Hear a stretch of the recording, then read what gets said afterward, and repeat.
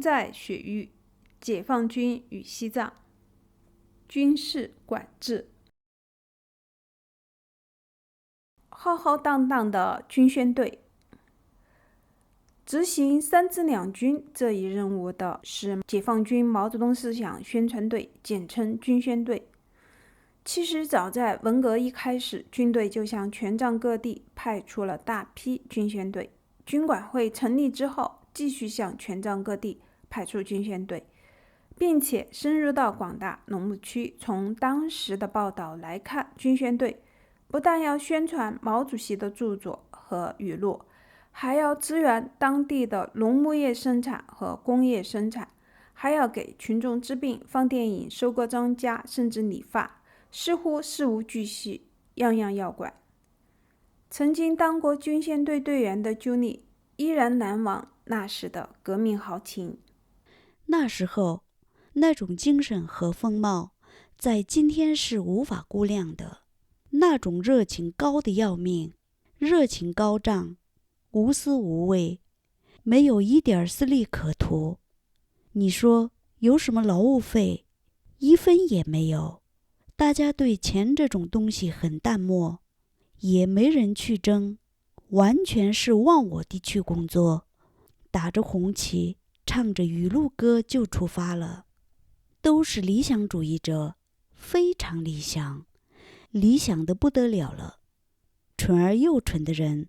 好像每个人都是奔着一个目标，坚定不移，捍卫毛主席的革命路线，死而无憾，都是这种决心。然而，每个军宣队还是调查组和专案组。事实上，军宣队最重要的、最主要的工作职能是调查组和专案组，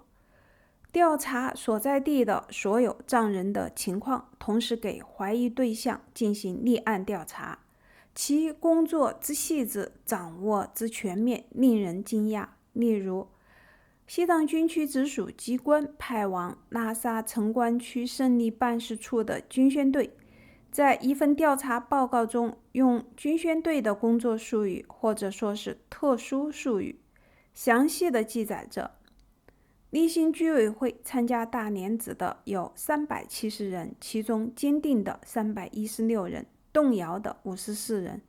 依靠的250人，团结的120人等等。而且还记载了不少革命群众对坏分子的控诉和揭发。这表明军宣队同时还担负着密报者和裁决者的使命。当时针对军队三支两军的成绩，有一首在文革时期流行全藏地并流行全中国的红色歌曲，名叫《我心中的歌》，献给解放军。这里的我和歌中的我们，当然指的是西藏百万翻身农奴。许多人也都以为这首歌是藏人自己创作的，实际上作词者并不是藏人，而是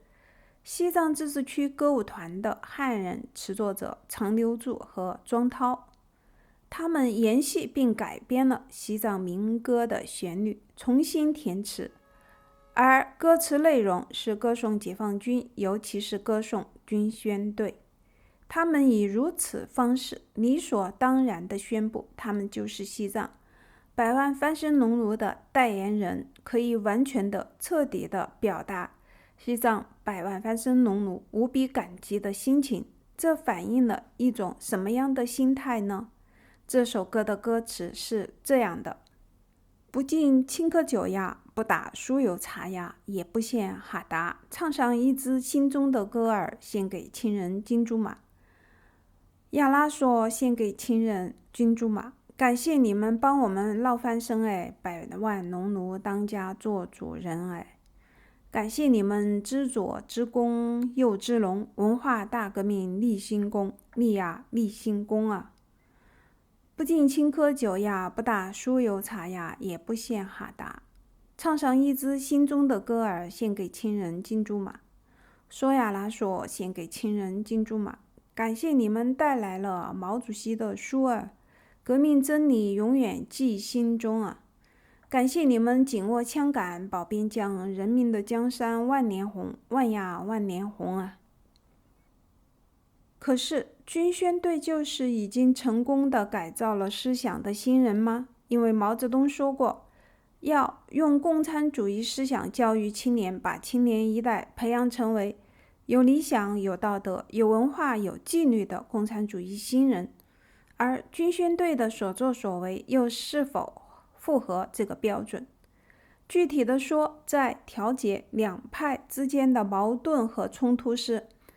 军队内部的派系如何能够使他们做得到公平公正呢？所谓的左派究竟是谁？是自称造反派的赵总，还是被视为保守派的大莲子？且不说军队内部也有两派的事实，在两派相持、对垒和较量的局势中，因为受其背后更为强大也更为变化多端的政治力量的左右，使得军管会也随着北京的风向标摇摆不定，不断的重新组合应对形势。忽而撤下全是大莲子观点的军人，忽而换上全是赵总观点的军人，因此在判断谁是左派的时候，难免不是随着政治形势的轨迹无常而知一派压一派了。而在三支两军的过程中出现的一系列暴力事件，暴露了军队内部存有许多严重的问题，导致社会局势的进一步混乱以及军民关系的恶化。奔赴龙目区之左的军人被翻身农奴所杀，反过来军队则以评判和剿匪的名义大肆屠杀，更是结下很深的仇怨。另外，有些军宣队大搞刑讯逼供，导致自杀、虐杀、平人发生，利用权力谋取私利，如进驻扎什伦布市的军宣队负责人私自吞并寺院里的金佛、金碗、玉器、犀牛角等珍贵文物，直至被知情生人揭发，被寺院向中央递交了控告材料才败露。更为黑幕的是，遍布全藏各地的寺院历经破四旧、武斗的打击，已经损失巨大，又在军队之左期间惨遭打击，如被中共宣传为1940年代与清英帝国主义的上层生属做坚决斗争的爱国人士热真仁波切所主持的热振寺，历经数批军宣队的光顾之后化为废墟。事实上，一片片残垣断壁形成的庞大废墟，甚至在今天在拉萨周围的乡村仍可见到不止一例。由于这些确凿事实，我们不无遗憾地看到，军事管制并未取得令人满意的效果，甚至使西藏进入愈加紧张和可怖的时期。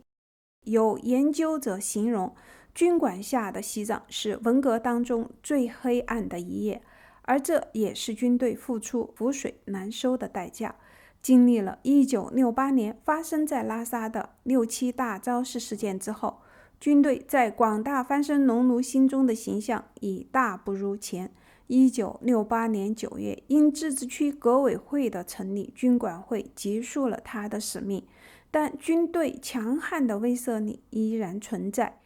1969年发生在西藏很多地方的平息反革命暴乱事件，实际上是对藏人大开杀戒的军事行动。1968年12月，中央军委决定西藏军区由大军区降为省军区，归成都军区领导。